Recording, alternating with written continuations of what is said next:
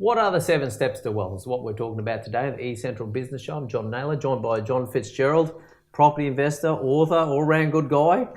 And it's I love that bit. More intro on the all-round good guy makes me feel better. Yeah, I'm playing to that for sure. And pretty hard to get through things with you, I've noticed. There's a few words come out of your mouth too, John, by the way. But anyway, now we covered off in the first episode, and this is the second episode we're now doing, where we're covering off the 7 steps of wealth. So let's crack on with number 2 there. So what's number 2 on the list? So number 1 was buy land for growth. So we're focused on growth. And just let's recap. There's 3 reasons to buy a property. 1, to live in or use yourself, beach house or spot in Airlie Beach to retire to, all that sort of thing. I'm putting him in it. Number 2 is for income, and the second is for growth. Now, the focus for me is growth, but cash flow. We must optimize our income.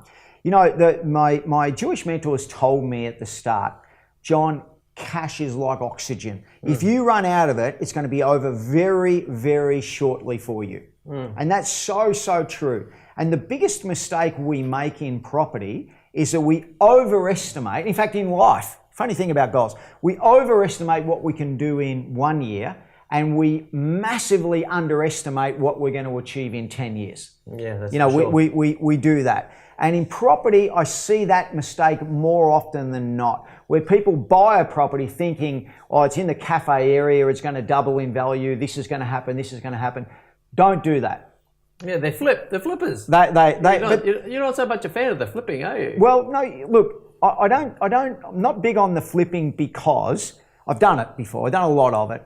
After you pay tax, after you pay GST, you've got to go back into a growth market. And flipping's great when the market's going up, but then you're buying and selling, and then you're having to buy back into a growing market. So you literally it's like betting and putting all your profit back into the next deal. And at the end of it, you're still only left with 1 property. I'd rather go through a growth phase ending up with 4 or 5 properties, because ultimately, that's the secret of compound growth. There you go. Now, cash flow then. So step 2 is that the cash flow? Is that then negative gear, positive gear, or you got a position about that? Step 2, optimizing your income. First of all, we have to identify, all right, how are we going to get a property that's going to maximize and optimize my income? First thing in my book is buy in an area where there's absolute rental demand. So okay. I'll look for proximity to schools and transport and hospitals, because I know that education and healthcare are the 2 big growth industries, and transport is always going to be a hub. You're always going to rent your properties around those 3 location criteria. Okay. The second thing I want to do is stay at the bottom end of the market. Because, 95% of us have rented. 95%. It's massive. And today, around 30 to 1 in 3 houses in Australia are rented. So, but the rental is at the bottom end. So I'm trying to rent my properties for around about $500 or $600 a week in today's value. And the way I measure it is, I get the median wage, and I take 1/3 of that. Okay. And I simply say, okay, what's the average wage today in the cities of Australia? It's around about $80,000 a year. So 1/3 of that means people could pay about $25,000 or maybe $30,000 if they're in Sydney. That's $500 or $600 a week. That's my limit. So I'm looking for property to rent at $500 or $600 a week. Remember, with 40% land content. Okay. Now, on top of that, and probably most importantly, I've got to ensure that not only am I renting the property at $500 or $600 a week and getting the land content, I'm ensuring that I'm in proximity to those locations. And yes, to answer your question, I must be cash flow positive. Okay. So, and particularly today, because the interest rates today are the lowest in Australian history. And if you cannot buy property and be cash flow positive today, something's very, very wrong. Check the numbers.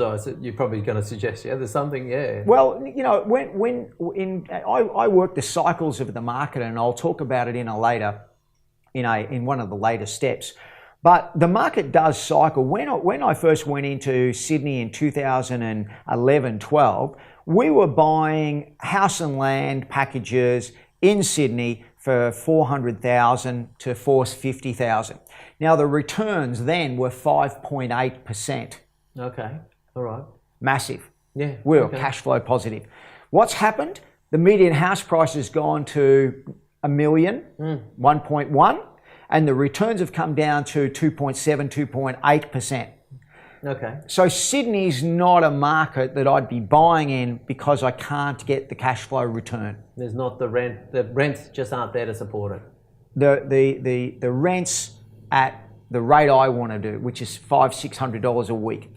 Because once you go from $500 or $600 a week and you get a property, a lot of people think, oh, we're better off buying in the inner city, 5-10K radius of the inner city. And they're buying properties that they need to rent out for $1,000 a week.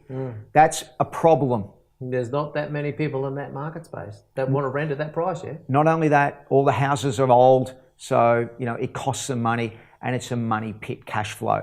So from a cash flow perspective, optimizing your income, make sure I'm in that $500 to $600 a week. I buy brand new. And I buy brand new because I can depreciate every single thing within the building. So I generally build it. And I can even depreciate the footings under the ground, the concrete slab. I can get a tax deduction because of that. And on top of that, I've always rent my property. The vacancy rate on my property is 0, and every now and then I'll have a tenant who moves out and it takes me 2 weeks to get another tenant in. Yeah, I recall in the book there you actually say position yourself price-wise a little bit below the market or be fair about it. Yeah. Yeah, look, a lot of people... Because an empty place is making nothing. Yeah, well, no, if you're renting a property for $500 a week and you're renting it for $490 or you offer it at $490, you'll get six or 10 applications. At $500 or $520 or $530, you'll get 1. Yeah. So you'll not only get that, but you'll get your choice of tenant. So my view is be very careful about cash flow because cash flow is vital. Absolutely optimize your income, triple tick those 3 boxes. Stay at the bottom end, buy new, and most importantly, in good location criteria. Oh, fabulous. That's 2 done of 7. Looks like we're going to be here all afternoon, John, but that's all right. It's very educational. So anyway, look, now how do people get some more John Fitzgerald? Look, get the copy of 7 Steps to Wealth because it's a great book to keep on your bookshelf, or go on 7stepstowealth.com.au. There you go. You get invited along to a seminar. You get a copy for free, folks, by the way, too. There you go. So watch out.